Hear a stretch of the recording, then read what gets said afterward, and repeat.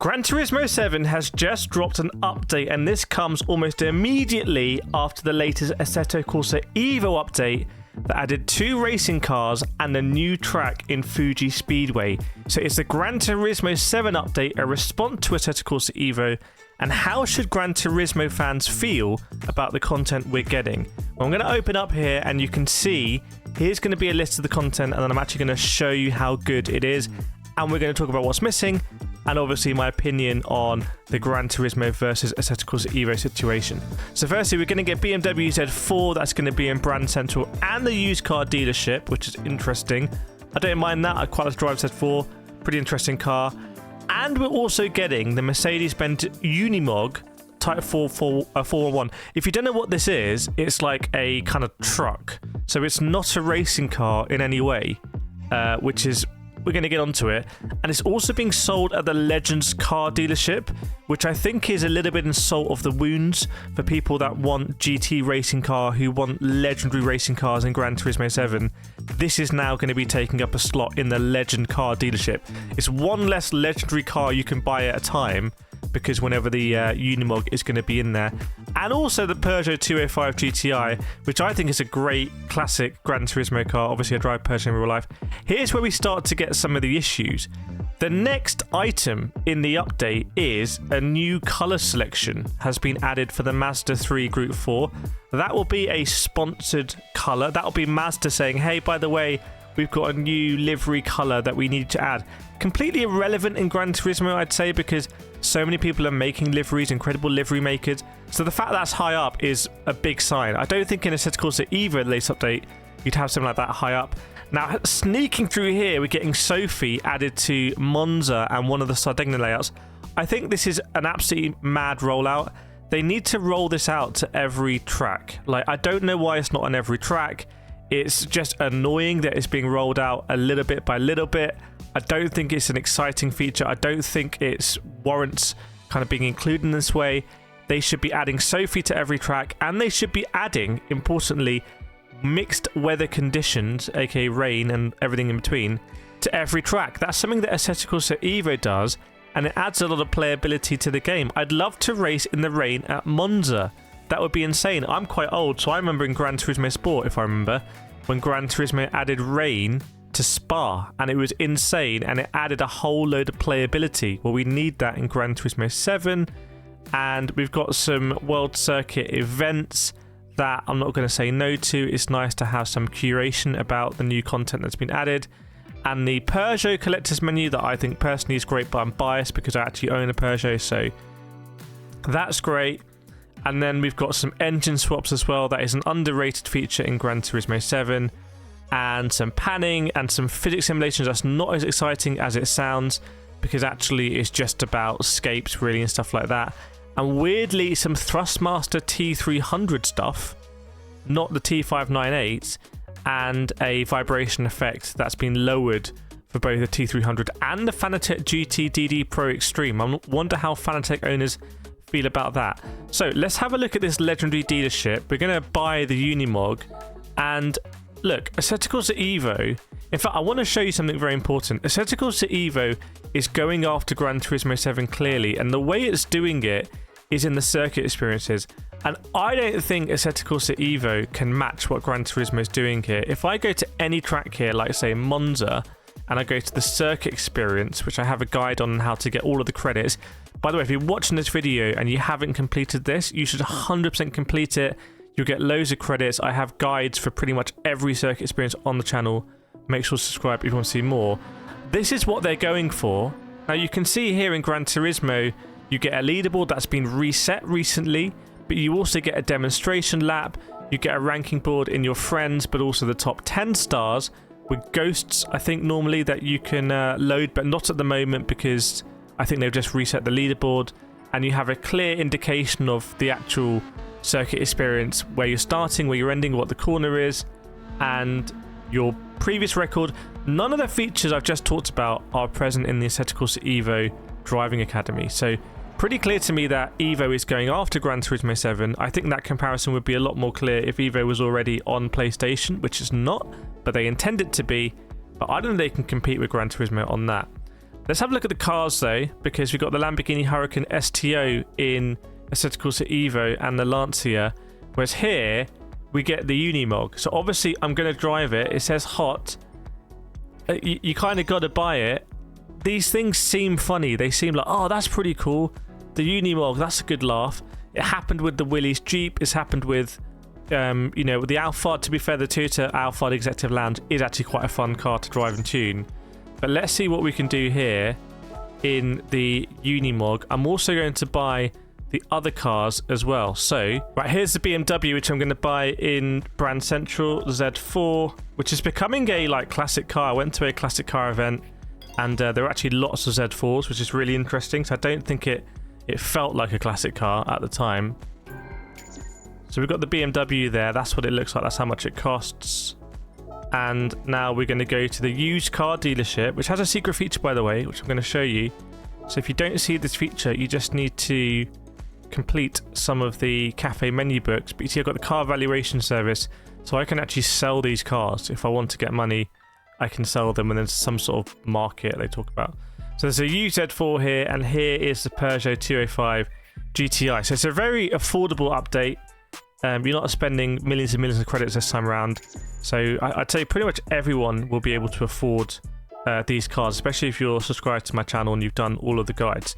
So let's have a look how the Unimog is going to be. And obviously I'm going to go to the Nürburgring. And I just have the feeling this is not going to be as fun as it sounds. However, after this, we'll go in the Peugeot 205 and we'll see if that's any different. So we do a quick race here. We do have Sophie available, but not on the Nordschleife, which is really annoying. I don't want to do the GP circuit. I just want to do the Nordschleife. Why they haven't enabled Sophie on the Nordschleife when it's basically entirely encapsulated, apart from this little bit of track you see here, I don't know, but it's one of those really annoying things. Okay, so here we go in the Unimog. And I forgot to turn my wheel on because I'm an absolute idiot. There we go. And the gearing here is already insane because we're in 6th gear. It's got nothing to give.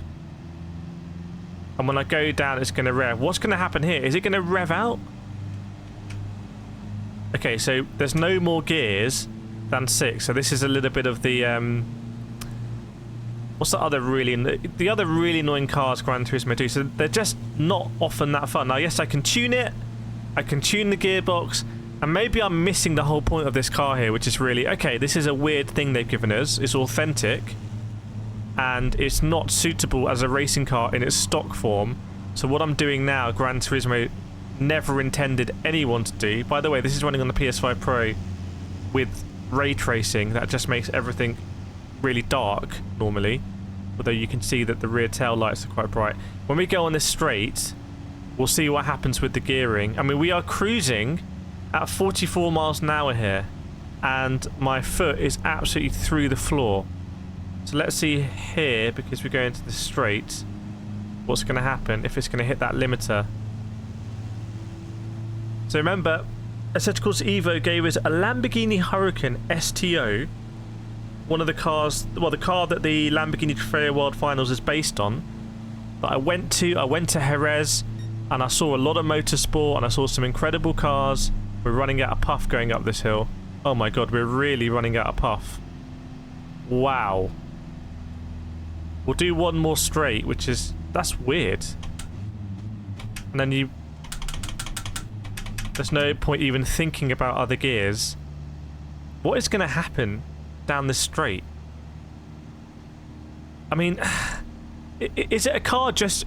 Is it a car just for taking photos? Is it just really for the scapes, this one? I'm trying to work it out because I think this car is going to be offensive to a lot of Gran Turismo fans. Like, it will genuinely be an offensive car because for many fans of GT, it's a racing game. It's about racing. And I think in no universe is this a racing car, and I'm not even convinced you can tune it into one. And it sounds more fun than it is. People go, oh, let's do a Nordschleife in the Unimogs. It might be funny once. I don't think it's going to be funny more. And even if it is funny once, but what if they added you know, the Lamborghini Super Trofeo car? Or what if they just added like the Ferrari 296 or the Ferrari 488? Like, what if they added these cars? Imagine how much racing there would be. So I think there's a big opportunity cost when Gran Turismo add these. Let's have a look at the Peugeot 205 as well, and I'm going to let you know about what's missing as I promised. So annoyingly, you have to go out. You can't just change car, although Assetto Corsa EVO is the same. I feel like racing games back in the day, you could just change your car in the thing quickly. Maybe with the way they load now, that's not possible. So now we're going to go to the Peugeot 205. Let's see what this is going to be like. Hopefully much more of a race car. There is a fantastic Gran Turismo 7 daily race at the moment, by the way. I made a video of it on my channel at the Nordschleife in the Subaru WRX, which is insane. So hopefully it's going to be all the same. So you want comfort medium tyres in the GTI. Obviously I'm going to go cockpit for you here. Oh my god. So the tyres are not great. How is the car to drive?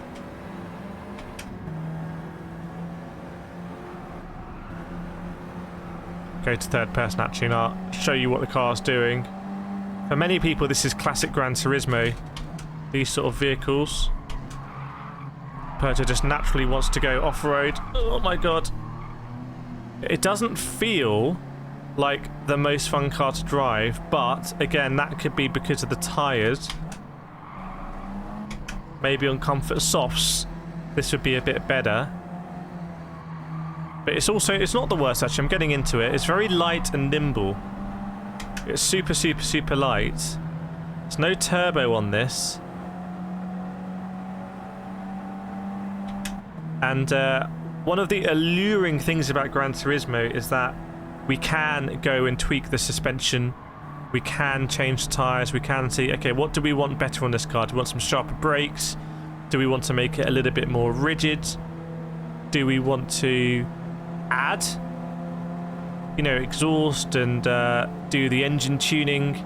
Do we want to adjust the gear ratios? So that is a huge part of Gran Turismo. That is classic Gran Turismo, and it's not this kind of like online competitive gaming element. This is going to be the line of the century if we overtake the Prius here, and then we're going to run out of road, I think. So okay, the 205 not bad. Now here's the big thing. This is the third thing that Assetto Corsa EVO added. They added Fuji Speedway. Now, I'm not saying Gran Turismo should add Fuji Speedway for the very specific reason that Fuji Speedway is already in the game. But there was another update that came out this week for a big game called Le Mans Ultimate that is having a crazy resurgence from very dubious beginnings. They added layouts, including, I believe, to Fuji and Bahrain. So they're saying, okay, we want to give our players more track layouts for free. In fact, they've added 8 of them, I think, for free. And Assetto Corsa EVO's added Fuji and a couple of layouts. Whereas Gran Turismo 7 hasn't added a track since, I believe Lake Louise, which is a actually massively underrated ice track. But Gran Turismo 7 has just not added a lot of tracks at all. And this is the big problem for Gran Turismo 7. There's not a huge amount of new gameplay in this update fundamentally, and a new track would add a massive amount of gameplay because you take all of the existing cars and you can explore them on a new track. So the fact we're not getting new tracks is a problem, and this is a question for you that I want you to answer in the comments. Just a yes or no answer. Would you rather Gran Turismo 7 just gave us one new track in the next update? No cars, one new track. Let me know what you think, yes or no, and I'll see you next time.